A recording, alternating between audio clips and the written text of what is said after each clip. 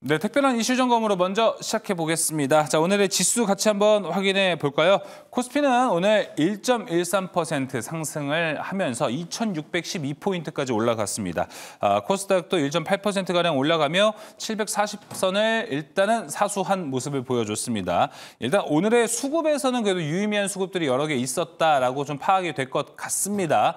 코스피에서는 기관만 샀지만 그 안에서 외국인의 매도세가 보입니다. 하지만 오늘은 좀 다양한 직군에서 다양한 업종을 좀 샀던 외국인의 모습도 포착이 됐고요. 코스닥에서는 외국인이 오늘 거의 1,800원 가까이 매수한 모습을 보여줬습니다. 자, 오늘 환율도 3.7원가량 내렸기 때문에 그나마 계속 시장을 압박하는 요소들은 덜어냈다라고 좀 파악이 될 것 같습니다. 이제 한 주가 시작되는데 이번 한 주 어떤 전략 펼쳐가야 할지 월수팀과 먼저 이야기 나눠보도록 하겠습니다. 월수팀 소개하겠습니다. 백인현 매니저, 박병주 매니저, 김병진 매니저 나왔습니다. 어서 오세요. 안녕하십니까. 네. 자, 백인현 매니저님, 오늘장 한 주평 상당히 궁금합니다. 네, 상승장 고민은 여전히 많다입니다.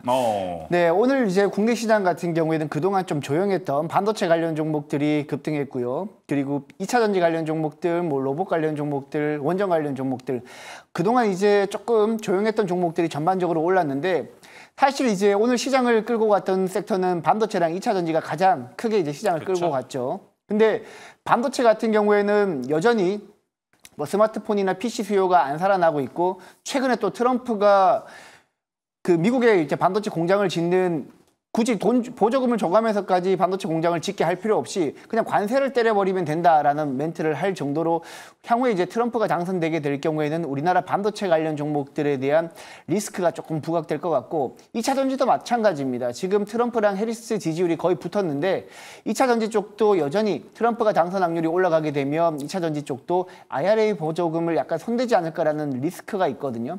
일단 전반적으로 워낙 주가가 바닥에 있기 때문에 오르긴 했지만 여전히 트럼프라는 리스크가 있기 때문에 고민은 많은 시장이라고 말씀을 드렸습니다.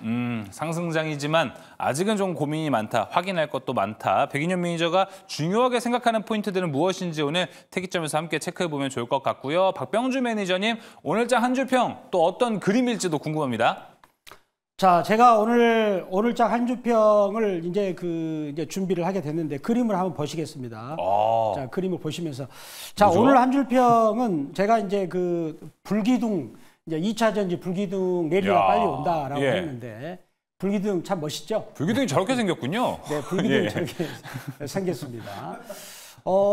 근데 이제 2차 전지를 제가 불기둥이라고 이제 말씀을 드리는 이유는 이제 2차 전지 관련해서 트럼프 대통령이 당선이 된다 할지라도 이미 2차 전지는 그동안에 이제 우리나라 2차 전지 많이 하락을 했거든요. 이제 반영이 됐고, 그리고 오늘 같은 경우 2차 전지 관련주들이 LG 에너지 솔루션, 뭐 삼성 SDI는 8%로 장중에 상승이 마감이 됐고, LNF가 11% 올랐고요.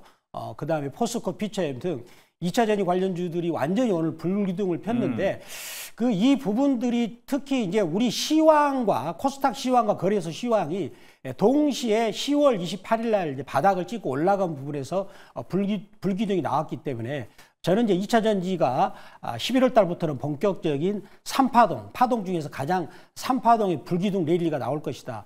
종목들 중에서는 내년 1월 말까지는 50%에서 100%도 상승할 종목이 나올 것이다 라고 생각하면서 저는 2차 전지 불기둥 랠리를 엄청 기대하고 있습니다.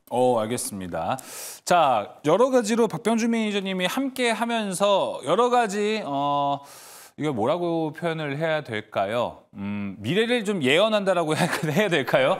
처음이 이제 삼성전자 엄청나게 잘 올라갈 것이다. 첫 번째 어록이 하나 나왔었고, 그 다음에 원전 사이클 님이 왔다. 세 번째가 이번 주가 이제 2차 전지 불기둥 랠리 온다는데 여기 지금 님이 왔습니까?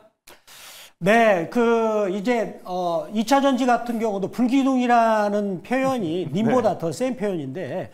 님은 왔다고 봅니다. 제가 원자력 관련주들도 제가 지난주에 이제 슈퍼사이클이 왔다라고 매경 TV에서 최초로 선언을 했지 않습니까? 그렇죠. 우리 전체 경제 TV에서 그 뒤로 지금 원자력 관련주들이 계속 불기둥을 뿜어내고 있어요. 네. 그래서 2차 전지도 이제는 드디어 님이 왔고 그 님은 내년에 1월 말까지 저는 간다라고 말씀드립니다. 알겠습니다. 박병주 매니저가 꼽은 두 가지 님이 온 섹터 원전과 2차 전지 주목해 보시면 좋을 것 같습니다.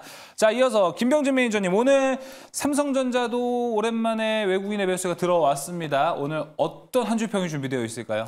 네, 오늘 한 줄 평은 시나리오 매매라고 얘기를 드려보도록 하겠습니다. 일단 오늘 외국인의 수급이 유입된 것 자체를 평가를 보면 너무 베스트였다. 저는 굉장히 간절히 기다렸거든요. 외국인이 국내 시장을 좀 매수를 해주기를. 그래서 오늘 매수세가 들어온 거는 너무나 이제 좋은 호재였고 이번 주를 시나리오, 특히나 월요일 날 시나리오 매매라고 이야기 드리는 이유는 네. 미국 빅테크 기업들의 3분기 실적 발표가 줄줄이 예정이 되어 있잖아요. 이번 주에 뭐 포드, 오늘 같은 경우에 포드고 내일은 또 구글, 알파벳, AMD, 비자, 페이팔, 그리고 11월 1일은 마이크로소프트 메타 플랫폼, 그리고 11월 2일은 애플, 인텔, 아마존, 뭐 이렇게 엄청난 기업들이 다 예정이 되어 있고 매그니피센트 7 기업들이 실적 발표를 하면 당연히 그에 따라서 시나리오 매매를 좀 해보셔야 된다. 실적 추정치에 따라서 종목들 옥석가리게 하셔야 되겠다라고 설명드리고요.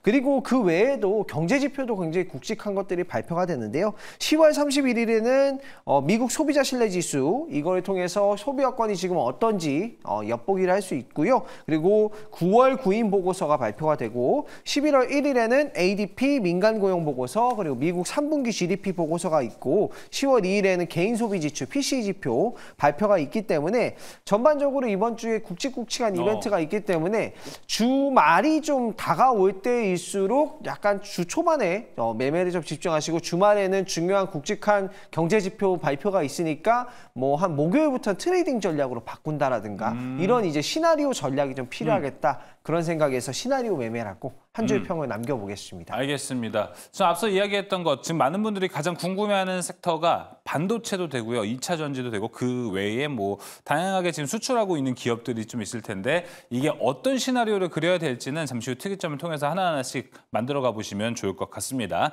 자, 한 줄 평 모두 확인해봤습니다. 이제 본격적으로 특이점 시작해 볼게요. 첫 번째 특이점 열어주시죠. 자, 드디어 기다리고 고 기다리던 외국인이 드디어 삼성전자의 창구에 발을 들였습니다. 자, 현재 확인되고 있는 수량 정도는 한 89억에서 92억 사이가 되는 것 같습니다. 이 정도 지금까지 판 금액을 생각한다면 터무니없는 가격이지만 무려 34거래일 만에 이 매도 꼬리를 끊어냈습니다. 외국인이. 자, 이제 들어왔기 시작했는데 이게 과연 이제 연속성이 있게 들어올 것인지, 이게 그리고 뭐 이제 조건부 승인과 같은 다양한 이야기들이 있어서 이걸로 외국인들이 들어온 건지, 아니면 가격적으로 너무나도 저점이기 때문에 이제는 살만하다라고 외국인들이 인식을 한 것인지, 삼성전자의 외국인 매수세는 이제 어떻게 될 건지에 대한 이야기를 좀 나눠보도록 하겠습니다. 자, 먼저 박병주 매니저님, 34거래일 만에 외국인이 들어왔습니다. 매도세는 이제 멈출까요? 이 연속성이 가장 중요할 것 같아요. 네, 제가 삼성전자에 지금 대해서 우리 그 스치면 상한가에서 그동안에 10월 달에 지금 벌써 3번째 다루고 있는데요.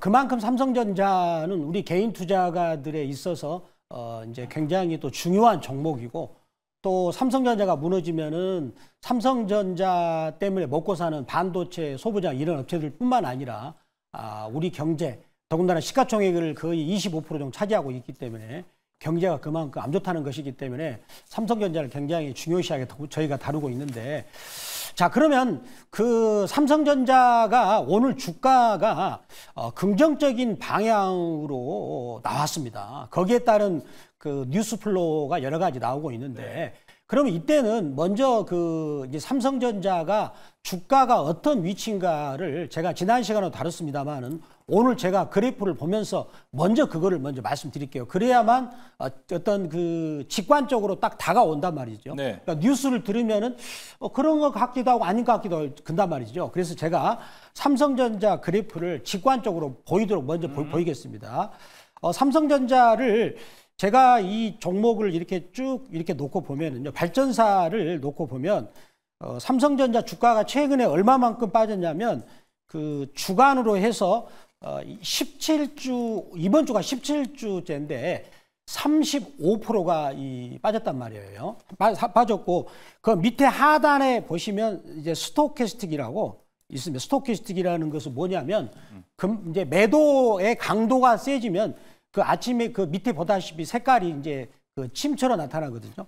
그런데 이렇게 이제 침처럼 나타나면서 거기 제가 네모로 칠한 부분을 보시면 60주선이 빨강색 선이에요. 그리고 20주선이 파란색인데 지금 데드 크로스가 났거든요. 그래서 이런 상태를 이제 언제 한번 나왔냐면 2015년에 이제 나왔었어요. 2015년에 그런 현상이 한번 나왔어요. 그때 당시에도 이런 비슷한 모양이 나오거나 삼성전자가 그 뒤로 한 저점에서 50% 이제 상승했던 기억이 있습니다.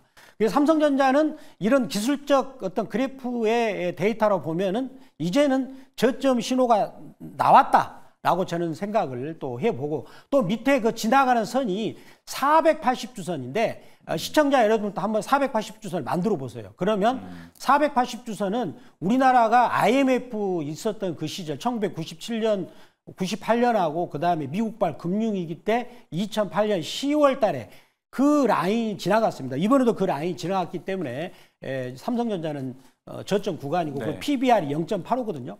그런 상황에서 오늘 어떤 얘기가 나왔냐면 대만의 그 소식통에 대만 같은 경우는 IT의 그 가장 중요한 국가 아니겠습니까? TSMC가 있는 본사가 있는 국가인데 거기서 뭐라 그랬냐면 삼성전자가 HBM의 8단 그거를 3E죠.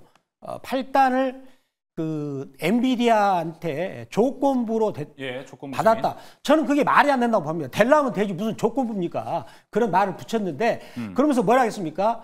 물량이 그 이제 블랙웰이죠. 블랙웰이 이제 그 본격적으로 출시가 되지 않습니까? 내년에는 가장 엔비디아의 중요한 GPU가 됐는데 지금 AI가 너무나 그 강하게 발전이 되면서 지금 현재 하이닉스 가지고 SK 하이닉스 가지고 물량이 감당이 안 되니까 삼성전자도 끼워주겠다라는 말을 했어요. 근데 수율이 안 좋은데 끼워주겠습니까? 아니죠. 아니죠. 시청자는 그냥 그 회사가 불량품이 나오는데 끼워주겠습니까? 제가 보기에는 뭔가 지금 있다. 그리고 삼성전자가 이제 10월 31일 날 이제 3분기 실적에 대해서 발표를 하면서 새로운 그 이제 반도체 부분 전형은 부회장 체제로 간단 말이에요. 그러면 이제 뭔가 보여주려는 어떤 비전이 10월 31일 날 저는 나오는 그런 자리다. 더군다나 그래프도 그렇게 만들어졌고 그리고 자산 가치 대비 주가가 안 되는 PBR 0.85거든요. 그래서 그런 주가 위치가 이제는 좋은 호재가 나올 수 있는 그런 어떤 영역에 삼성전자가 됐지 않는가라고 생각을 하고요. 그리고 삼성전자는 짝수에 안 좋습니다. 짝수. 올해가 짝수잖아요. 그래서 그리고 또 한 가지 이제 악재 부분은 이제 뭐 트럼프 대통령이 되면은 삼성전자 SK 하이닉스 줬던 보조금을 취소한다. 이제 뭐라 했습니까? 그분이 있죠. 트위터에서 그랬지 않습니까? 나는 한 푼도 미국 돈을 거기다 주지 않겠다. 그렇게 그분이 원래 평소에 하던 말투로 했었는데 여러분 국가의 정책을 이미 시행했던 것을 대통령이 바뀐다고 해서 되돌릴 수 없는 거예요. 그렇게 된다면 법적인 안정 질서가 깨지는 거거든요. 따라서 저는 그런 악재는 이미 반영됐다고 생각하고요. 이제는 우리가 삼성전자가 이제는 올해 연말까지는 뭔가 불기둥 쪽으로 한번 좋은 것을 봄직하다. 제가 좀 더 추가적으로 또 자료가 있습니다. 그것도 덧붙여서 나중에 또 말씀드리겠습니다. 알겠습니다. 자, 삼성전자의 뭐 주가 위치, PBR로 따져봤을 때는 지금 좀 확실히 싼 구간이다 보니까 오늘 외국인의 매수가 들어온 것 아닐까, 뭐 다양한 이야기를 좀 해주셨습니다. 그런데 박병준 매니저님, 뭐 지금 아까 이제 조건부 승인을 가지고 이거 말 안 된다, 뭐 이런 식으로 얘기를 해주셨는데. 어떤 쪽으로 해석을 해야 돼요? 그럼 그 말을요? 예를 들어 조건부 승인이 됐다는 게 오늘 호재로 작용하기 좀 어려워 보인다? 그러니까 거기 나온 문구를 보면 뭐라 했냐면 기술적 사양과 출하량은 제한적 수준에 그칠 것이며 정식 공급망은 포함은 안 된다라고 약간 우리를 혼란스럽게 넣는 문구를 넣었어요. 그렇지만 아까도 말씀드렸다시피 현재 삼성전자는 원래 주가가 완전히 바닥에 왔을 때 모든 사람들이 특히 개인 투자가들이 던지고 싶은 욕망이 그런 욕망을 불어일으키는 지점. 지금 개인 투자가는 그럴 거예요. 제발 오르면 나는 팔 것이다. 6만 원 오르면 던진다. 7만 원 올라갈수록 나는 던질 것이다. 그런 욕망을 가장 극점에 왔습니다. 그런 극점에 왔을 때 삼성전자는 바닥을 찍고 올라온다고 보면 따라서 네. 오늘 나온 뉴스는 약간 그 안개에 가린 호재를 가린 뉴스이기 때문에 예. 결정적인 호재는 계속 남아있기 때문에 저는 네. 삼성전자도 역시 11월 달부터는 불기둥을 뿜을 것이다 라고 말씀드립니다. 네, 어떻게 보면 HBM에 대한 퀄 테스트 힌트가 좀 되지는 못할 수도 있고 이게 확정적인 뉴스가 나와야 사실 삼성전자도 거기에 대한 밸류를 더 받아갈 것 같은데 확실히 좀 가격적으로 매력이 있기 때문에 올라가는 것이 아닐까 이렇게 좀 생각이 듭니다. 백인현 매니저님하고 김병진 매니저 생각은 좀 어떤지도 궁금합니다. 김병진 매니저, 사실 오늘 HBM 조건부 승인 이런 이야기 나와봤자 이게 지금 호재는 아닌 것 같거든요. 박병준 매니저가 이야기한 대로. 그냥 오늘 삼성전자 외국인 매수세가 들어왔고 3.9%가 상승했고 김병준 매니저가 봤을 때는 가장 주된 이유는 뭐라고 보세요? 가격? 외국인 매수세죠. 외국인 매수세가 들어오면서 기관도 같이 좀 매수가 들어온 부분이거든요. 오늘 삼성전자의 수급을 보면은 기관이 굉장히 많은 매수세가 들어왔고 그리고 개인 투자만 좀 매도한 개인 창고에서만 좀 매도세가 나온 부분이라서 외국인 매수세가 들어왔다라는 것 자체가 삼성전자의 오늘 호재였다 이렇게 볼 수 있겠고요. 금액이 너무 작지 않은가요? 금액이 좀 작긴 했습니다만 무려 33거의 A를 매도를 했어요. 33거의 A를 매도하는 동안 주가가 24% 넘게 빠졌습니다. 근데 그거를 아주 작은 금액이지만 어쨌든 끊어냈다라는 것 때문에 오늘 금융투자 창고에서도 기관 투자자가 거의 1,556억 원치를 또 순매수를 했다라는 것들이 있어서 주가 상승에 상당히 일조를 했다라고 볼 수 있겠어요. 그런 부분이기 때문에 앞으로 이제 삼성전자는 저는 외국인 관련된 수급을 좀 계속해서 추적을 해봐야 되겠다 이렇게 보고 있습니다. 알겠습니다. 그럼 그 추적을 해보면 백인현 매니저님 일단 오늘 34거래일 만에 매도세 끊어내고 오늘 그 수급 창고 보면 빨간불이 오랜만에 떴습니다. 외국인. 요게 한 며칠 정도 더 나와야 된다라고 보세요? 일단 확실히 들어오는 거는 사인은 의미 있는 외국인 매수세가 들어왔다고 하기에는 한 일주일 정도는 들어와야지 되지 않을까라고 영업 거래일로 따지게 되면 한 5거래일 정도 3에서 5거래일 정도는 들어와야지 그래도 외국인 또 이제는 이 정도 가격은 바닥으로 생각을 하는구나라고 인식을 할 것 같고요. 제가 이제 여러분들한테 항상 말씀드리기를 삼성전자가 53,000원에서 55,000원 밴드 사이에 들어갔을 때 여러분들이 매수해도 된다라고 말씀을 드렸는데 딱 55,000원 약간 위에서 이제 매수세가 들어왔습니다. 근데 단발적으로 이제 외국인이 들어왔다고 해서 저는 반도체 관련 종목들이 전반적으로 앞으로도 계속해서 우상향할 거라고 생각하지는 않습니다. 물론 이제 지금보다는 추가적으로 상향할 가능성은 저는 있다라고 봐요. 물론 있다라고 보는데 추세적으로 우상향 보이기에는 트럼프 리스크가 저는 조금 있다라고 보고 있습니다. 왜냐하면 앞서 제가 이제 시황 설명할 때 잠깐 말씀드렸지만 트럼프는 우리 국내 기업이 미국의 반도체 공장을 짓는 걸 굳이 왜 보조금을 주느냐.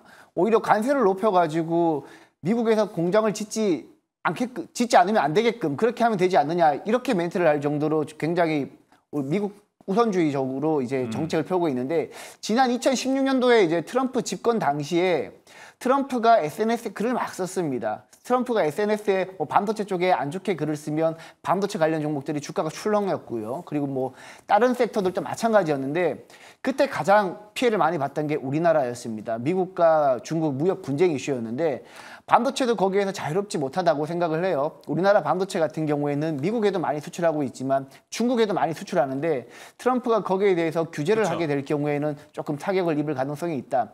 여전히 이제 반도체 관련 종목들은 트럼프 리스크라는 정책적 리스크는 우리가 어떻게 할 수 없지만 결국에는 저는 항상 말씀드리지만 스마트폰이랑 PC라고 생각을 합니다.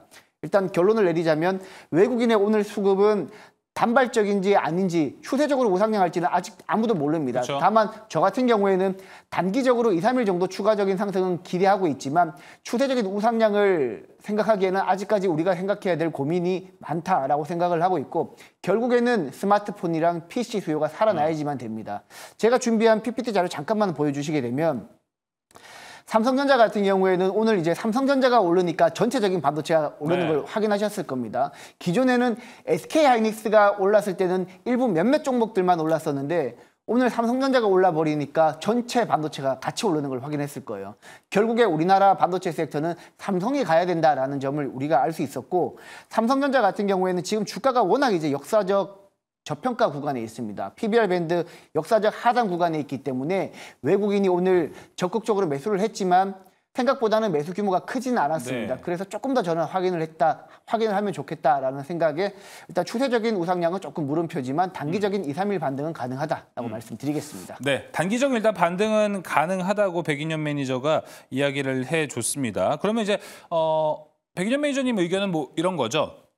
지금 주가, 가격적인 측면에서는 삼성전자의 매수는 들어올 수는 있지만 맞습니다. 업황, HBM, D램 가격 하락 중 이런 걸 생각해 보면은 좀 추세적으로 올라가기는 어렵다. 맞습니다. 네, 알겠습니다. 이렇게 좀 해석을 해보도록 할게요. 세 분한테 공통적으로 물어보고 박병주 매니저님한테 또 질문하도록 하겠습니다. 자, 삼성전자가 오늘 오랜만에 외국인 수급이 들어왔어요. 이제 이번 주가 5일이잖아요. 월화수목금해서 5거래일인데 이 5거래일 중에 한 3거래일 정도, 오늘 포함해서 3거래일 정도 외국인 매수에 들어왔다라고 가정하면은 다음 주까지 이제 외국인 수급 꾸준히 들어오겠다라고 해석이 가능한지 이게 좀 궁금합니다. OX 한번 확인해 볼까요, 이거? 자, 5거래 이번 주 5거래일 중에 3거래일 이상 외국인의 수급이 들어왔다 가정을 하면은 다음 주 좀 문제 없이 삼성전자 달려갈 것이라 본다 생각하시면 O 들어주시고요. 아, 그래도 그것만으로도 아직 해석은 안 된다라고 생각하시면 X 들어주시면 됩니다. 자, OX 들어주시죠. 하나, 둘, 셋. 백인현 매니저님만 역시 X를 좀 들어주셨습니다. 박병주 매니저님 아까 이제 O를 들어주셨고 하시고자 하는 말씀 같이 해주시면 될 것 같아요. 제가 이제 준비한 자료를 보여드리겠습니다. 아주 희귀한 자료인데요. 컴퓨팅 역사입니다. 제가 준비한 자료입니다. 네. 컴퓨팅 역사인데 지금 이거는 그 이제 윈도우 95 때 삼성전자가 전 세계 D램 반도체를 2위를 석권했습니다. 자, 그 다음에 윈도우 98 보이시죠? 1998년에 시작했어요. 그 다음에 윈도우 XP가 2001년에 시작했고요. 자, 그 다음에 윈도우 7은 2009년, 그 다음에 윈도우 10은 2015년입니다. 자, 그러면은 제가 요거를 그 다음에 이제 윈도우 12가 이제 컴퓨터 안에 AI가 들어가는 윈도우 12가 내년쯤 나온다고 보는데, 그러면 제가 아까 말했던 윈도우 98, 그 다음에 윈도우 XP, 그 다음에 윈도우 7, 윈도우 10, 요거 때, 여기가 나오기 직전에 삼성전자 주가 그래프를 제가 보여드릴게요. 자, 나오기 직전에 보시면, 그게 삼성전자 그래프를 제가 준비했습니다. 거기 노란색으로 칠한 부분 있죠. 그 밑에 굵은 색선이 제가 아까 말씀드렸던 480주선인데, 그리고 이제 지금 가장 왼쪽에 있는 부분이 1998년 그때 우리 IMF 때거든요. 그때도 삼성전자 주가가 굉장히 험하게 많이 빠졌어요. 그러면은 그 지점에서 왜 삼성전자가 그 최저점을 기록했느냐면, 이제 컴퓨팅 체제가 바뀌면은 어떻게 될까요? 그 바뀌기 전에 컴퓨팅 체제에 들어갔던 반도체 D램은 가격이 폭락할 수밖에 없는 거예요. 왜? 재고 거기를 떨이로 그냥 팔아야 되니까 새로운 컴퓨팅 체제 버전에 바꾸게 새로운 D램으로 바꾸려면 그 전에 있는 D램 같은 경우는 그냥 떨이로 그냥 박앤셀로 팔아버리는 거죠. 그러므로 인해서 삼성전자 실적이 컴퓨팅이 바뀌기 전에는 실적이 나빠지면서 주가가 급락이 빠졌고요. 그 뒤로 그거 바뀌고 나서 주가는 그 뒤로 보시다시피 엄청 급등을 했어요. 뭐 많게는 10배까지 올라가는 경우 있었고요. 자, 그리고 2015년 같은 경우도 윈도우 10, 그거는 이제 우리가 그 서버용 반도체가 그때 이제 생길 때 아닙니까? 그리고 나서 지금은 이제 이렇게 ABC 파동으로 빠져가지고 지금은 왜 그럽니까? 윈도우 12, 컴퓨터 안에가 그 온 디바이스가 들어간 AI 에이전트가 시작되는 게 내년이 되는데, 저는 따라서 현재 삼성전자의 괴로운 주가의 부분은 결국은 컴퓨팅이 바뀌고 있는 거대한 그 흐름 속에 있지 않는가라고 볼 수가 있겠고요. 그런데 우리나라 같은 경우는 과거에 이 주가가, 특히 삼성전자 주가는 미국 대선이 있을 때는 10월 말에 저점을 찍었어요. 근데 지금 지점이 10월 말이고 더군다나 PBR이 0.85기 때문에 이번에 외국인들이 들어온 거 의미가 있고, 더군다나 오늘 원달러 환율도 강세를 보이면서 삼성전자를 외국인이 들어왔습니다. 이거는 굉장히 중요한 포인트라고 보면서 저는 삼성전자가 내년 1월 달까지는 우리나라 시황을 그 주도주는 아니겠지만 바닥을 찔고 끄글고 가지 않을 거라고 말씀드립니다. 네, 알겠습니다. 좀 들어보면은 박병주 매니저님이 계속해서 강조하는 포인트가 역대 삼성전자들이 저점을 찍고 올라왔던 시나리오들을 예시로 들어주고 있어요. 아까 뭐 이제 밸류적으로 봤을 때 저점인 포인트들을 강조해 주셨고, 이번에는 이제 CPU의 변화들, 윈도우의 체계가 변화할 때 그 시점에 맞춰서 삼성전자의 주가도 반등했다라는 것, 그리고 또 미국 대선이 있었을 때의 가정, 이런 것들을 얘기했기 때문에 지금 뭐 이렇게 보면 삼성전자가 올라갈 수 있는 요소들, 역사적인 사례들을 봤을 때는 좀 나올 수 있겠다라고 생각이 들거든요. 김병진 매니저의 생각은 어떠세요? 저는 정확하게 외국인 수급 따라갈 거라고 보고 있습니다. 근데 그 외국인 수급이 네. 아까 이제 3거래일 연속, 뭐 이번 주 중에서 3거래일 정도 들어오면은 네. 다음 주 좀 걱정 없이 주가도 올라갈 것 같다라고 얘기해 주신 데에 대한 답변을 해주시면 더 좋을 것 같아요. 네, 사실 외국인 수급이 조금 더 이어질 수 있는가는 사실 뭐 반도체 쪽에서는 충분히 삼성전자만 놓고 봤을 때는 이어질 수 있다고 봐요. 삼성전자만 놓고 봤을 때는 이어질 수 있다고 보는데, 오늘 시장이 굉장히 특이했거든요. 보통에 이제 삼성전자가 주가가 달려주면 네. 반도체 소부장이 가야 되는데 네. 반도체 소부장은 빠졌어요. 삼성전자만 오르는 그런 독특한 흐름이 보여줬거든요. 뭐 물론 일부 종목들은 오른 기업들도 있습니다만 일부 오른 종목은 삼성전자가 HBM, 그 엔비디아의 공급사로 한정적으로 뭐 조건부 승인이 났다라는 대만 언론의 보도가 있어서 그런 거고, 공식 공급망에는 포함되지 않은 뭐 그런 그렇죠. 뭐 그러니까 대다수 같이 올라가는 종목들이 있는데 그쵸. 걔네 말고 오늘은 좀 그동안 안 올랐던 종목들이 올라가서. 그렇죠. 왜냐하면 이 이미지 자료를 한번 보도록 하겠습니다. 이렇게 이제 디커플링이 나오는 이유가 있습니다. 바로 삼성전자가 하이닉스와는 다르게 인프라 투자 규모를 축소를 하겠다라는 부분을 밝힌 부분이 있어요. 그래서 실질적으로 이제 반도체 소부장 쪽에서 삼성전자 밸류체인의 영향을 안 받는 기업은 거의 없다라고 보시면 되는데, 대부분의 기업이 삼성전자의 수주를 받고 있는 부분인데, 일단 낸드 투자는 규모를 축소를 했고요. 그리고 P4, P5도 뭐 시기를 조금 지연했고, 그리고 디램 공정 장비 같은 부분에도 시기를 좀 지연을 했습니다. 2025년 2분기 쪽으로.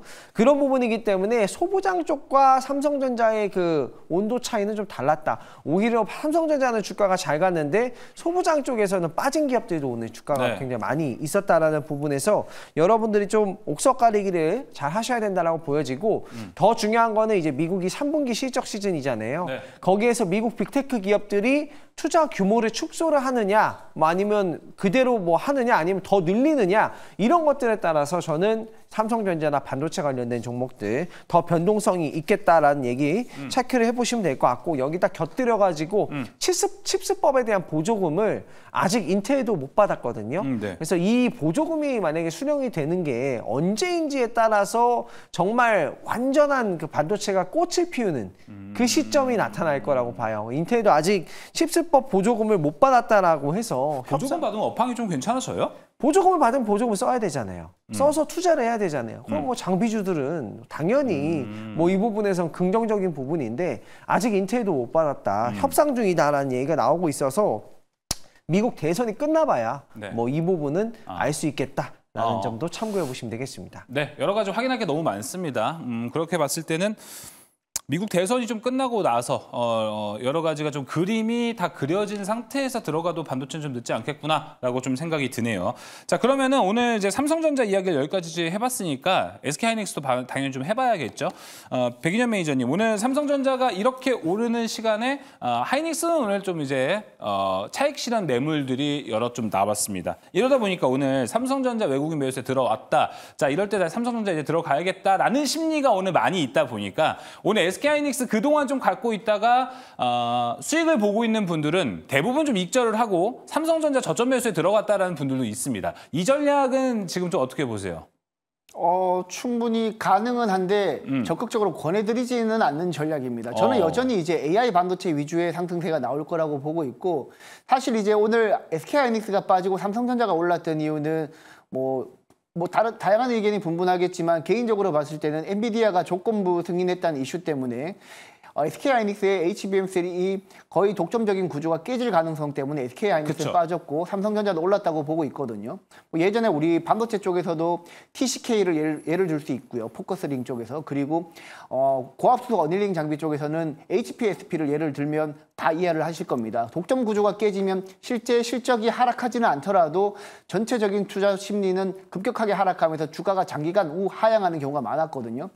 이번에도 이제 SK하이닉스가 그런 이슈라고 보시면 될 것 같은데, 근데 SK하이닉스 같은 경우에는 이미 마이크론이라는 기업이 HBM3 8단에 뛰어들었고요. 그럼에도 불구하고 엔비디아의 HBM 물량 대부분을 SK하이닉스가 담당하고 있거든요. 그래서 조건부 승인을 한다고 하더라도 삼성전자가 가지고 가는 비중은 거의 미미하다고 저는 보고 있기 때문에 SK하이닉스를 팔고 삼성전자로 가는 전략은 개인적으로는 권해드리진 않겠습니다. 언제쯤 괜찮을 것 같으세요?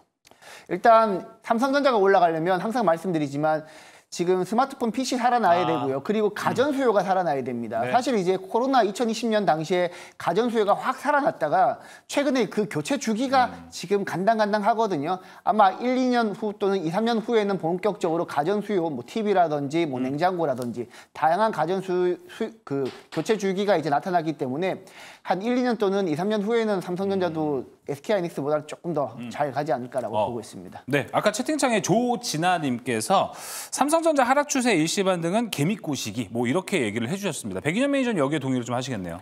뭐 개미꼬시기라고 보기에는 어렵고요. 왜냐하면 이제 저 개인적으로도 지금 삼성전자 주가는 워낙 이제 저점이라고 생각을 하고 있습니다. 분할 매수 관점이라면 저는 적극적으로 매수하라고 말씀을 드립니다. 다만 여태까지 이제 외국인이 일시적으로 매수했다가 매도한 적이 많고요. 그리고 오늘 실질적으로 여태까지 외국인이 매도했던 물량을 고려했을 때 오늘 매수했던 금액은 굉장히 미미하다고 보시면 될 것 같습니다. 너무 큰 의미를 두지는 말자라고 말씀을 드리겠습니다. 박병주 매니저님 저 의견 어떻게 생각하세요? 삼성전자를 제가 보기에는 이제 그 개미꼬시기라는 저는 그건 아니라고 봅니다. 저는 아까도 말씀드렸다시피 오늘 삼성전자가 올라갈 때 원달러 환율이 동시에 강세를 보였거든요. 저는 이 부분이 굉장히 중요하다고 봅니다. 원달러 그전에는 삼성전자가 살짝 오르더라도 원달러 환율은 약세를 보였는데 오늘 원달러 환율까지 강세를 보이면서 삼성전자가 오늘 강세를 보였다는 것은 추가적으로 저는 상승할 수 있을 거라고 보고 개미들이 따라오게끔 하는 게 아니라 여기서는 아까 이제 설명드렸지만 PBR이 0.85고요. 그리고 또 0.85면은 이 정도 수준인데 삼성전자가 지금 영업이익을 내년 같은 경우는 한국투자증권에서 60조 이상을 낸다라고 지금 보고서가 나오고 있어요. 그리고 또 내년에 HBM3 12단까지도 엔비디아한테 공급할 수 있다라는 견해가 한국투자증권에서 나오고 있는 상황입니다. 그렇다면 여기서는 개미 꼬시기가 아니라 이제는 저점을 찍고 상승하는 구간이다라는 것이고요. 그리고 한 가지 덧붙인다면 삼성전자에 대해서 제가 요것은 신규 매수자를 위해서 그런 게 아니라 삼성전자 때문에 지금 너무 고통받고 있는 물려가지고 있는 분들 이분들을 좀 위로하는 차원에서 제가 말씀드린 거 상당히 비중이 크다라는 것도 말씀드립니다. 알겠습니다. 자, 그러면은 김용준 매니저님, 삼성전자, SK하이닉스 지금 둘 중에 하나를 골라가는 게 더 좋은 전략이 될까요? 둘 다 가져가는 거는 좋은 전략이지는 못할 것 같다라는 좀 생각이 또 들어서요.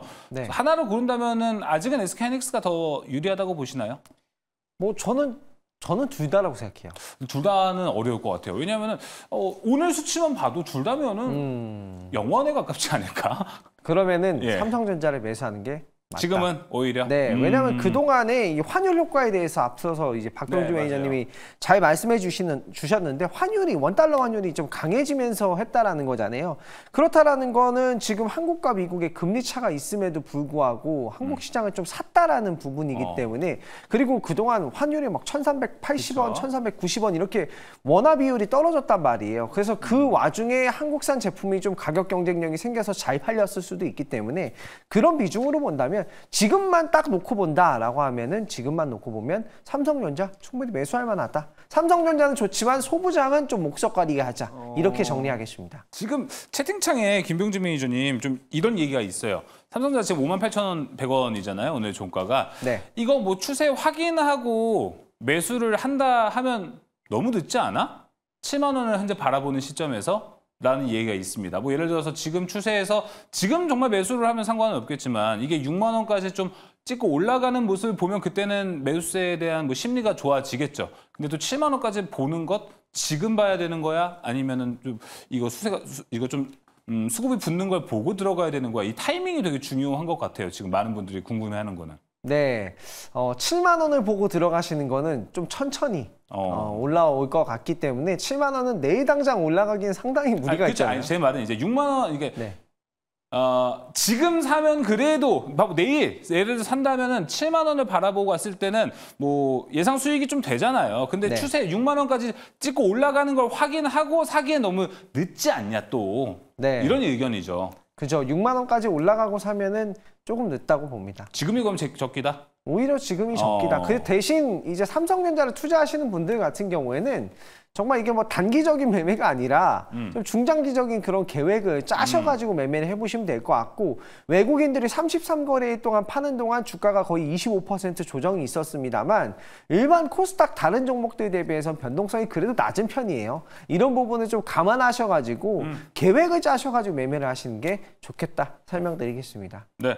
그 계획은 어떻게 또 마련을 또 해주셔야 될 거 아니에요, 김병준 매니저님? 네, 저는 5만 원대의 분할 매수는 정말 괜찮은 가격대다 이렇게 보고 있고, 설령 5만 원대가 좀 무너진다라고 한다 하더라도 비중 50대 50 이런 식으로 나눠서 매수를 하는 전략으로 한다면 좀 넉넉하시게 좀 투자하시는 분들, 좀 시간을 길게 보시는 분들에게는 삼성전자가 또 기회가 될 수 있지 않을까 이렇게 생각하고 있습니다. 알겠습니다. 자, 그럼 이제 삼성전자를 필두로 또 혹은 지금 상황에서 반도체는 좀 어떤 종목을 봐야지 우리가 예상 수익을 좀 가져갈 수 있는지 좀 종목을 통해서 이야기를 들어보도록 하겠습니다. 백인현 매니저님 먼저 종목 들어볼까요? 네, 저는 이제 반도체 쪽에서는 PSK 홀딩스랑 DI를 집중적으로 보고 있는데, PSK 홀딩스 같은 경우에는 마이크론, 삼성전자, SK하이닉스 모두 HBM 양산용 리플로 장비를 공급하고 있고, 그리고 노광 공정에 사용되는 디스컴 장비도 공급을 하고 있습니다. 그래서 PSK 홀딩스는 기존의 AI 반도체가 상승할 때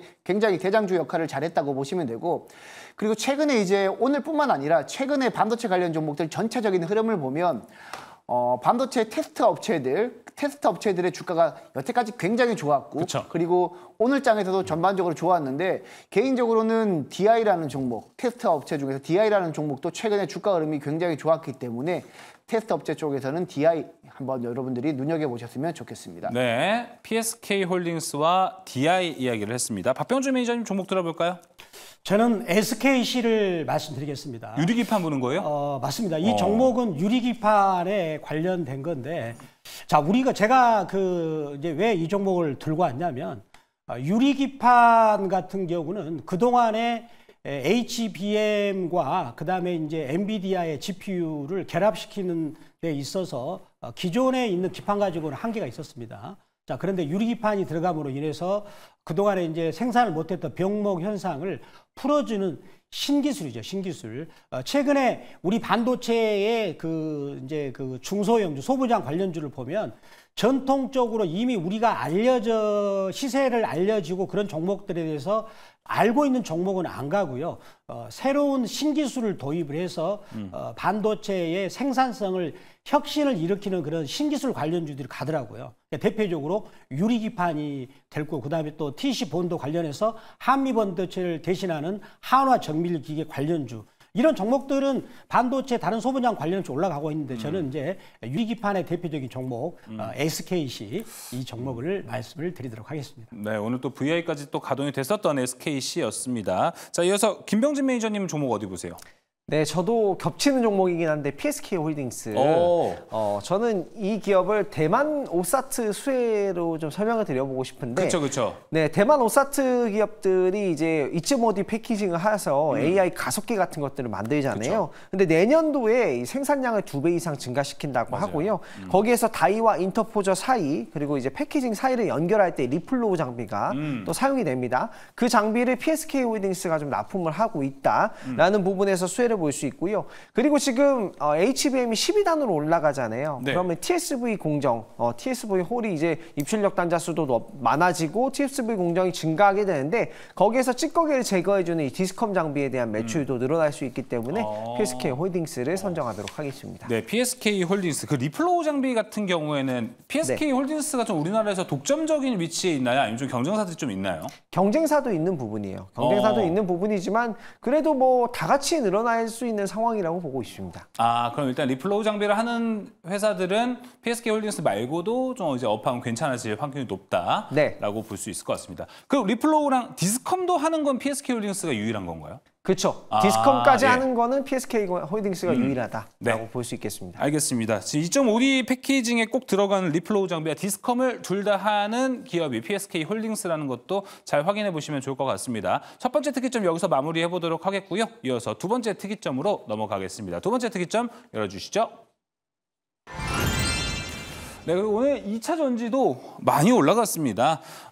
일각에서는 이제 트럼프 리스크는 오히려 이제 없을 거야라고 이야기를 하면서 올라가다 보니까 지금까지 트럼프 때문에 2차 전지에 매수 안 하고 있었는데 이렇게 올라버리면 어떻게 어느 장단에 맞춰야 될까? 이 부분도 상당히 좀 웃겼다라고 좀 생각이 듭니다. 자, 테슬라의 주가는 그리고 어느덧 270달러까지 가고 있기 때문에 테슬라가 오르면 또 우리나라 2차 전지 오르는 것 아니냐. 하지만 이제 테슬라는 갖고 있는 밸류 체인들이 너무 많습니다. 자율주행도 갖고 있고요. ESS도 지금 갖고 있기 때문에 또 어디에 주목을 해야 되는지에 대한 이야기도 나눠보도록 하겠습니다. 자, 먼저 백인현 매니저님. 네. 우리가 뭐 지난주까지만 해도 2차 전지 언제 투자할까요? 라고 얘기하면은 한 10명 중에 8명이 다 미국 대선 끝나고 해도 늦지 않아요 라고 이야기를 했습니다. 그 이유는 사실 트럼프 때문이잖아요. 네. 근데 이제 트럼프 리스크가 없답니다. 이거 어떻게 해석해야 됩니까? 트럼프 리스크가 만약에 없다면 2차 전지 관련 종목은 지금부터 적극적으로 매수해야 되죠. 근데 이제 트럼프 리스크가 없다고 누구든지 단정해서 말씀드리기는 어렵다고 저는 보고 있어요. 근데 일단 오늘 우리 2차 전지 관련 종목들이 오른 이유는 사실 이제 테슬라가 최근에 3분기 실적 발표했을 때를 한번 거슬러 올라가면 여러분들이 조금 더 이해하기 편하실 텐데 테슬라 같은 경우에는 3분기 실적 발표한 이후에 연속으로 계속해서 급등을 했습니다. 근데 우리나라 같은 경우에는 테슬라의 3분기 실적 발표 이후에도 우리나라 2차 전지 관련 종목들은 트럼프발 리스크 때문에 계속해서 조정을 받은 모습이었거든요. 지금 제 모니터 한번 잡아주시게 되면 테슬라의 차트 보여주시면 될 것 같은데 테슬라 차트가 지금 여기 보시게 되면 실적 발표 이후에 연이틀 계속해서 급등을 보였는데 우리나라 2차 전지 관련 종목들은 오늘 처음으로 이제 상승을 시작했거든요. 네. 그런 측면에서 저는 개인적으로 추가적인 상승 가능성이 높다고 보고 있고 그리고 전체적인 2차 전지 밸류 체인 종목 중에서 특히 소재 관련 종목들이 잘 움직였고요. 그쵸? 그 속에서도 하나하나 따져보면 테슬라 밸류 체인 관련 종목들이 잘 움직였습니다. 뭐 오늘 같은 경우에는 LG 에너지 솔루션이 SK 이노베이션이나 삼성 SDI보다는 적게 움직였지만 기존에는 LG 에너지 솔루션이 2차 전지 관련 종목들이 움직일 때 셀 업체 쪽에서는 대장으로 움직였거든요. 네. 그리고 LNF 같은 경우에는 양극재 업체 중에서 테슬라의 양극재를 공급하는 우리나라 대표적인 밸류체인 종목이기 때문에 LNF가 오늘 다른 양극재에 비해서 굉장히 많이 올랐단 말이죠. 그리고 다른 키워드로는 실리콘 음극재 쪽에서는 제이오가 오늘 대장 역할을 했고요. 그리고 원통형 배터리 쪽에서는 TCC 스틸도 올랐지만 동국산업이 대장 역할을 했단 말이죠. 여전히 시장은 전체적인 밸류체인 내에서도 키워드별로 움직이고 있다고 보시면 됩니다. 그 키워드는 시장에 가장 관심을 많이 가지고 있는 실리콘 음극재나 4680 원통형 배터리 그리고 테슬라 밸류체인 그리고 소재 업체들 이쪽으로 여전히 여러분들이 접근하시면 된다라고 저는 보고 있고 일단 테슬라가 이렇게 많이 급등한 상태에서 오늘 우리나라 2차 전지 관련 종목들이 하루 올랐다고 저는 끝나지 않았다고 생각을 합니다. 여전히 2차 전지 관련 종목들은 2025년도에 미국과 유럽에서 수요가 가파르게 살아날 거라고 저는 보고 있기 때문에 많은 이코노미스트들도 그렇게 전망을 하고 있고요. 네. 그렇기 때문에 2차 전지 관련 종목들은 오늘 단발성이 아니라 추세적인 우상향, 트럼프 리스크가 있긴 하지만 그래도 매수해도 될 만한 종목이라고 저는 보고 있습니다. 네, 알겠습니다. 자, 그러면은 2차 전지 백인현 매니저님 포함해서 이건 세 분 모두 공통으로 좀 물어보도록 하겠습니다. 이것도 OX로 답변을 해주세요. 세 분 지금 2차 전지의 업황, 뭐 대표적인 종목들 차트를 보면은 지금 이거 바닥 같으신지도 궁금합니다. 지금 채팅창에 이제 하얗게 불태웠다님께서 오늘 장만 보면 바닥 같은데라고 뭐 2차 전지를 두고 얘기를 하실 수도 있어요. 근데 2차 전지 지금 보면 이거 밸류가 싼 편이라고 생각을 하시는지 아니면은 사실 영업이익 줄어든 거 생각하면 지금 밸류가 싼 건 아니라는 의견도 있습니다. 그렇기 때문에 좀 마냥 바닥이라고 들어가기도 애매한 구간이 좀 될 것 같아서 OX 통해서 보겠습니다. 지금 밸류 싸면 O 들어주시고요. 싸진 않다 하면 X 넣어주시면 됩니다. 확인해 볼게요. 일단 OX 하나, 둘, 셋. 백윤현 매니저님 싸진 않다. 근데 방금 2차전지 되게 긍정적으로 얘기를 해주셨거든요. 그러니까 지금 밸류로 따져서 그렇습니다. 사실 이제 2차전지 관련 종목들은 지금 실적이 안 나오고 있는 상황이기 때문에 밸류에이션으로 접근하게 되면 절대 못 사는 기업들이죠. 대신 제가 항상 말씀드리지만 유럽 쪽에서 독일을 기점으로 이 전기차 보조금을 지급하게 되면 충분히 올라갈 수 있다라고 말씀을 드리고 있고, 사실 오늘 LG에너지솔루션 같은 경우에도 3분기 실적이 IRA 맞아요. 보조금을 제외하면 177억 원 영업이익 적자를 기록을 했거든요. 그럼에도 불구하고 올라갔다는 것은 지금은 2차전지 관련 종목들을 밸류에이션으로 접근할 게 아니라 저는 이제 유럽 쪽에서 지급하고 있는 보조금이라든지 그리고 향후에 2차전지에 대한 기대감, 그리고 트럼프발 리스크가 해소되면서 만약에 해리스가 대통령이 된다라면 거기에 따른 또 모멘텀, 이런 식으로 모멘텀별로 그리고 사건별로 접근을 해야지 지금 사실 우리 바이오 관련 종목들 여러분들 투자를 하실 때 밸류에이션으로 접근하는 그 투자자들 없지 않습니까? 그렇죠. 또는 2차전지도 지금 당장은 업황이 안 좋은데 지금 밸류에이션으로 접근하는 건 아니고 여전히 모멘텀으로 봤을 때 저는 2차전지가 굉장히 매력적이다라고 말씀을 드리겠습니다. 네, 모멘텀적으로 접근을 해보자. 밸류에이션 접근은 아니다라고 얘기해 주셨는데 박병주 매니저님은 밸류에이션으로 봐도 괜찮다라는 거예요, 그러면? 네, 저는 이제 대표적으로 삼성 SDI를 가지고 설명을 좀 드릴게요. 네. 삼성 SDI가 이제 주가가 기간적으로도 한 3년을 빠졌어요. 가격도 82만 원에서 30만 원까지 빠졌죠. 그러니까 가격 조정, 기간 조정이 됐고요. 그리고 삼성 SDI 2025년 그 매출액 예상치가 약 22조가 전망이 되고, 그다음에 영업이익이 한 2조 2천억, 순이익은 한 1조 9,500억이 전망이 되는데, 그때 삼성 SDI의 PBR이 1.1배입니다. 1.1배. 그러면 그 삼성 SDI처럼 2차전지 관련 성장주가 PBR이 1.1배, 그리고 영업이익과 순이익도 2조 원 정도 수준을 내고 있단 말이에요. 그러면 1.1배 정도가 된다면 밸류에이션 부분도 굉장히 싸다라는 것을 덧붙여서 말씀을 드리도록 하겠습니다. 네, 알겠습니다. 그럼 밸류에 대한 이야기를 들어봤고 밸류까지 이야기를 해봤으니까 김병진 매니저, 아까 이제 LG에너지솔루션 오늘 실적 이야기가 나와서 내년에 설비 투자 또 축소한다 그러잖아요. 네. 그럼에도 불구하고 괜찮습니까? 네, 내년에 설비 투자를 축소를 하는 건 뭐 LG에너지솔루션뿐만이 아니라 뭐 에코프로비움 같은 경우에도 설비 투자 좀 축소 얘기가 나오고 있고요. 당연한 수순이라고 생각이 들어요. 너무 이제 과잉 확장을 하지 않고 적절하게 유지 관리하겠다는 부분이고, 설비 투자보다는 수치적인 부분에서 설명을 드려보면 2025년도 글로벌 차량 판매 대수에서 글로벌 차량 판매 대수는 한 8,500만 대로 전망이 되고 있고요. 전기차 증가율이 거의 30%, 전 세계로 봤을 때 30%나 전기차가 증가할 거라고 전망이 되고 있어요. 그런 부분이고, 전기차의 이 확장 추세는 계속될 거라고 보고 있거든요. 근데 이제 실적적인 부분이 뭐 주가가 많이 빠졌기 때문에 어느 정도 밸류에이션으로 해석이 되는 기업들도 있고, 그리고 앞으로 이제 기대를 해보셔야 될 것들이 어떤 부분이 있는지 좀 설명을 드려볼게요. 지금 사실상 중국이 글로벌 시장에서 전기차 점유율이 엄청나잖아요. 거의 뭐 40%를 차지하고 있고 BYD가 12%를 차지하고 있기 때문에 거의 길을 못 피고 있는 수준인데, 정책을 한번 보면 유럽연합에서 중국산 전기차에 최대 45%의 관세를 부과한다는 소식이 있었잖아요. 그렇게 되면 유럽 시장에서 이제 전기차 쪽에서 중국 시장, 중국 자동차들이 조금씩 줄어들 것이 2025년도에 좀 약간의 트렌드다, 이렇게 보시면 될 것 같고, 독일 같은 경우에는 EV 자동차의 보조금 정책을 재개를 검토 중이에요. 그래서 유럽 시장 쪽에서는 이제 중국산 전기차보다는 뭐 유럽산 자동차 또는 국내 이제 자동차, 국내 이제 배터리 기업들이 유럽 쪽에 배터리를 많이 납품하고 있으니까 그에 따른 이제 수혜를 볼 수 있겠다라고 보시면 될 것 같고요.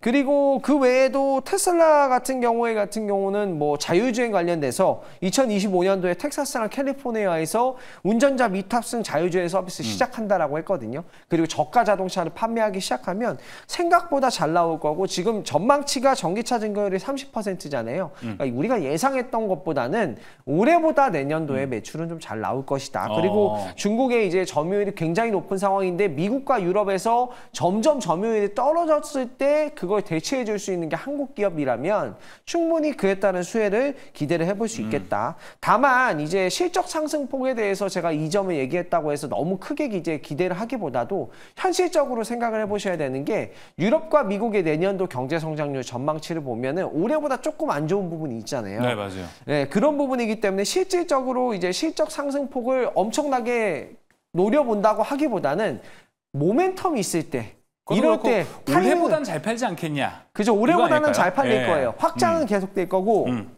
모멘텀을 잘 보셔야 되는데, 일단 테슬라의 모델 Y 자율주행 이슈가 있겠고요. 그리고 뭐 예를 들면 대주전자재료 실리콘 음극재 탑재, 뭐 4680 배터리 이런 이슈가 있는 것들, 그리고 열폭주에 대한 그 수요도 계속 생각보다 많이 늘어나고 있거든요.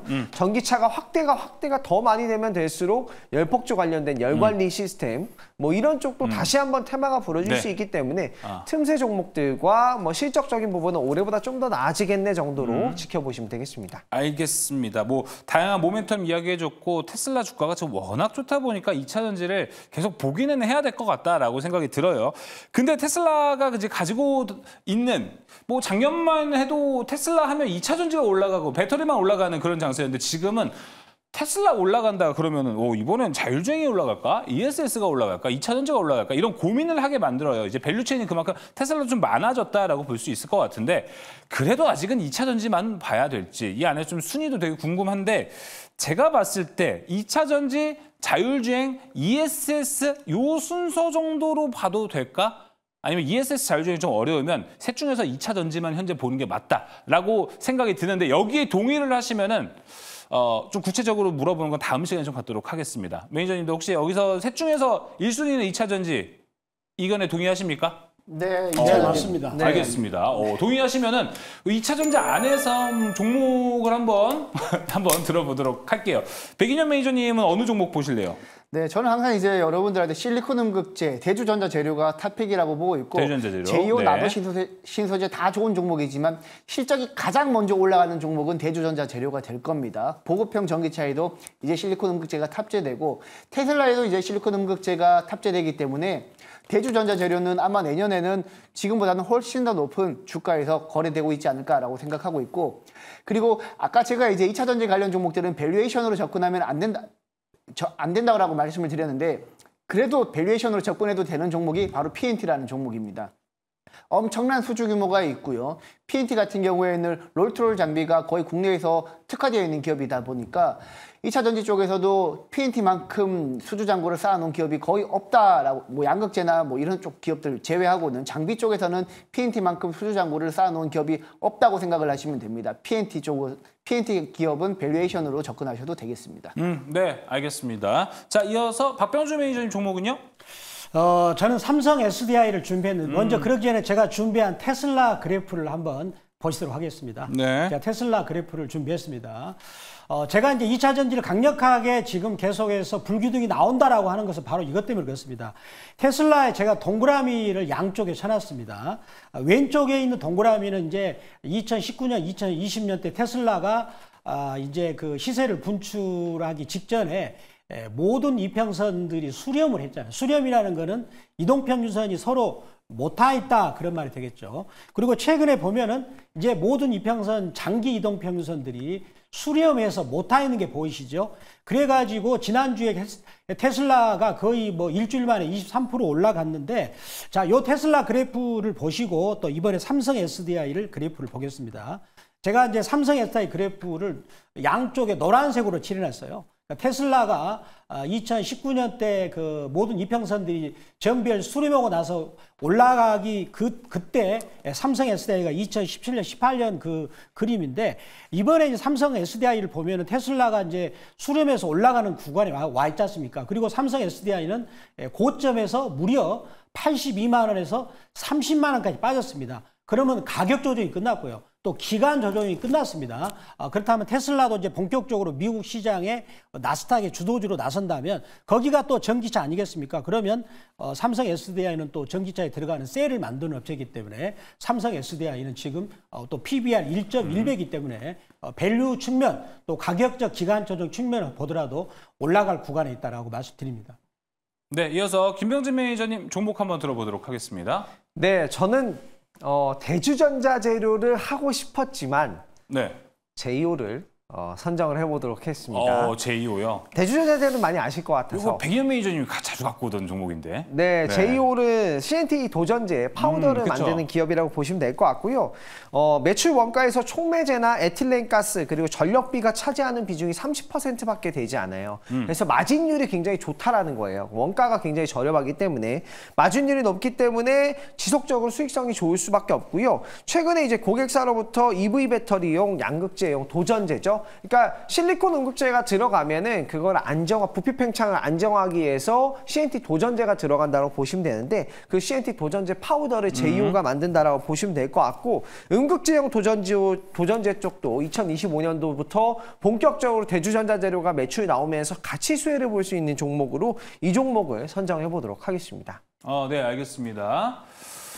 자, 일단 종목까지 다 들어봤고요. 아까 오늘 방송 시작함과 동시에 사계절님께서 아까 채팅창에 올려주셨습니다. 에코프로비엠 관련한 내용인 것 같아서 이 부분 좀 설명되나요? 에코프로비엠이 오늘 오후 한 5시 50분쯤에 올라온 기사입니다. 3,360억 원 규모의 신종 자본증권 발행을 결정했다라고 합니다.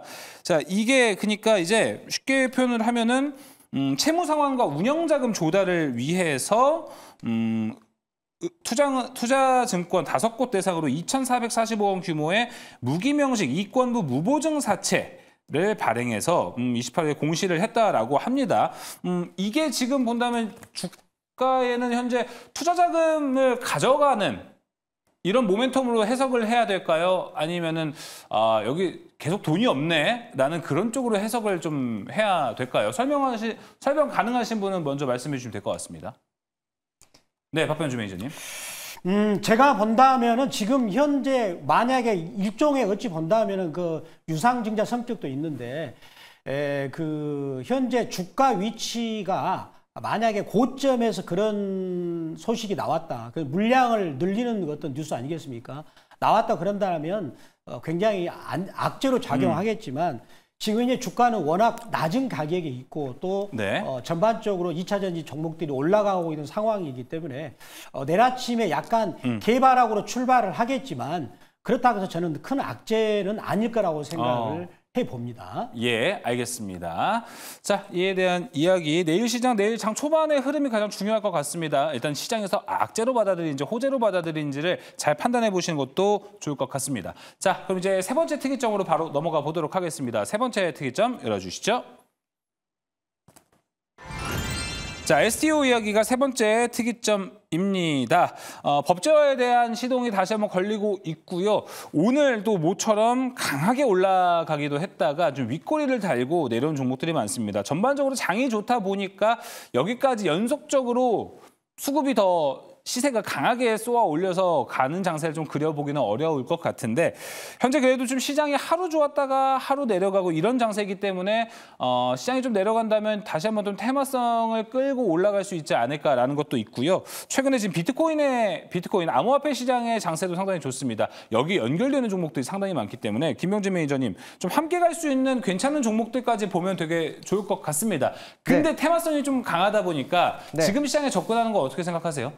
저는 충분히 접근이 가능하다라고 보고 있고요. 뭐 예를 들면 이런 겁니다. 저도 이제 처음에는 이 가상자산에 대해서 이게 될까 싶었는데 실제로 비트코인이 굉장히 많이 오른 것이 사실이잖아요. 사실이기도 하고 개념도를 약간 이렇게 생각을 해보시면 될 것 같아요. 이렇게 국적이 없는 그런 다국적 금융거래라고 보시면 좋을 것 같은데 예를 들면은 이런 겁니다. 뭐 A 가상자산이 생겼어요. 네. A 가상자산이 생겼으면 뭐 국제 운송만 사용할 때 쓸 수 있는 가상자산인 거예요. 그래서 뭐 전 세계에 있는 운송 관련된 종사자들이 그 운송 관련된 업무를 하고 뭐 예를 들면 월급을 그 운송 관련된 가상자산으로 지급을 받는 거죠. 그래서 다른 뭐 가상자산으로 교환을 한다든가 이런 식으로 약간 정말 다국적 거래 그리고 이제 비효율을 제거하겠다. 왜냐하면 국가 간의 거래를 하면 환율이라는 것도 있고 다양한 리스크에 노출이 될 수가 있잖아요. 그런 거래가 아니라 그냥 모든 거를 하나로 그냥 합치는 그냥 초국적 금융거래 시스템이라고 보시면 될 것 같은데 이 토큰 증권 관련돼서 정말로 ETF도 최근에 이제 현물 ETF도 나오기 시작했고요. 관련돼서 이제 미국에서 뭐 관련된 법안들도 뭐 준비가 되고 있는 부분이고 또 SEC에서 어떻게 나오느냐에 따라서 계속해서 바뀔 거지만 저는 트럼프 전 대통령이 지금 당선 가능성이 굉장히 높아진 상황이고 가상자산 쪽에서는 물결에 한번 나타날 수가 있겠다. 그리고 올해 이제 사실 주식보다 가상자산이 상승률이 더 높았다라는 게 조금 아쉽습니다만 그게 거의 뭐 물결이 많이 들어오고 있다라는 부분이라고 보시면 될 것 같고 정말 이거를 그냥 저는 그냥 될까 이런 생각을 했었는데 정말 뭐 국제적인 거래에서 비효율을 제거한다라는 관점에서는 그렇죠. 향후에는 하나의 이제 뭐 그런 글로벌 거래 시스템으로 자리를 잡을 수도 있겠다라는 부분 참고를 해보시면 될 것 같고 STO 같은 경우에는 토큰 증권이에요. 네. 다양한 뭐 실물 자산들을 토큰화 해가지고 실제로 이거를 판매를 하겠다 조각으로 나눠서 판매하겠다라는 부분이고 뭐 미국의 블랙록 같은 경우에도 실물 연계 자산 쪽에 투자를 하고 있다라는 소식이 나오고 있고요. 미국의 뭐 그레이스케이 같은 뭐 자산운용사들도 그렇죠. 관련된 뭐 ETF 출시하고 토큰 증권 하고 있는 부분인데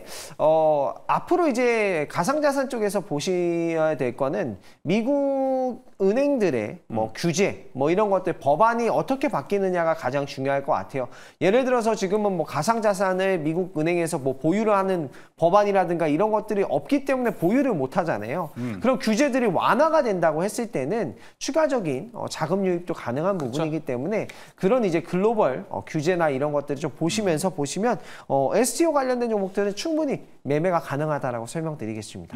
네, 알겠습니다. STO에 대해서 긍정적으로 이야기를 해주셨습니다. 사실 이 STO가 이제 점점 법제화가 되고 좀 더 이제 메인스트림으로 나오게 된다라면은 사실 증권사들이 이걸 가장 잘 쓰지 않을까. 증권사들이 또 새로운 캐시카우로 이 STO를 사용할 수도 있을 것 같아서 증권사를 매매를 해야 되는 건가? 아니면 그러자긴 좀 이르고 갤럭시와 머니트리 같은 종목들이 잘 올라가니까 여기를 타야 되는 건지 좀 다양하게 생각이 드는데 김병진 매니저님은 어느 쪽이 더 괜찮다고 보세요?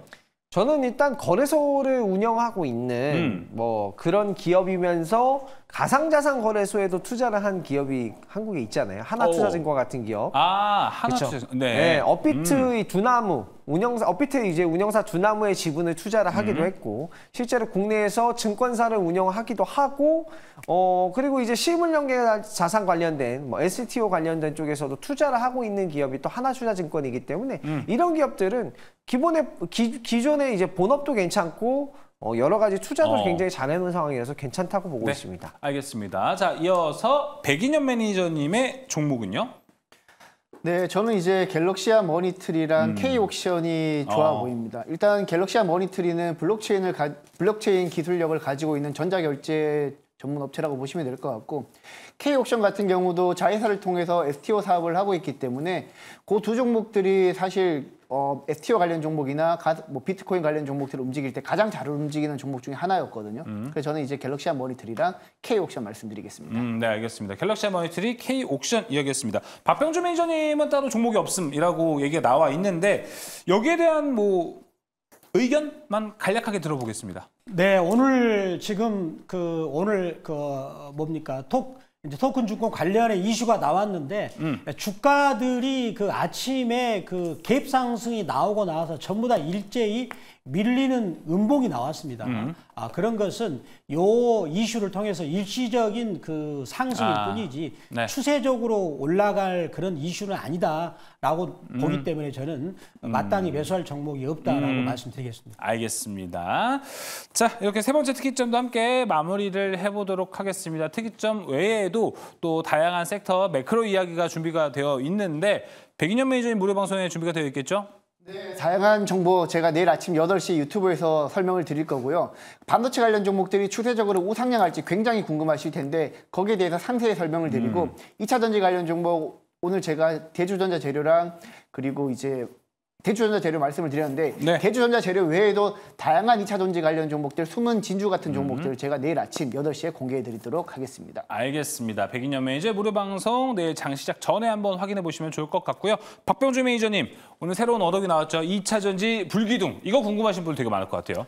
네, 오늘 제가 10시 10분에 무료 방송 시간에 이제 2차 전지가 드디어 불기둥이 왔다. 제가 2차 전지를 작년 7월 달 이후로 거의 13개월 이상을 계속 좋게 말 안 했습니다. 근데 드디어 2차 전지가 불기둥이 왔다라고 제가 전체 경제 TV 최초적으로 선언을 말씀드리고요. 네. 거기에 대장주 그리고 또 반도체에서는 제2의 한미반도체 이제 한미반도체 지위가 무너지고 그 지위를 이어받을 수 있는 제2의 한미반도체를 오늘 무료 방송에서 말씀드리겠습니다. 네. 알겠습니다. 2차 전지 불기둥 제2의 한미반도체 종목이 궁금하신 분은 박병주 매니저의 무료 방송 10시 10분에 가보시면 확인하실 수 있습니다.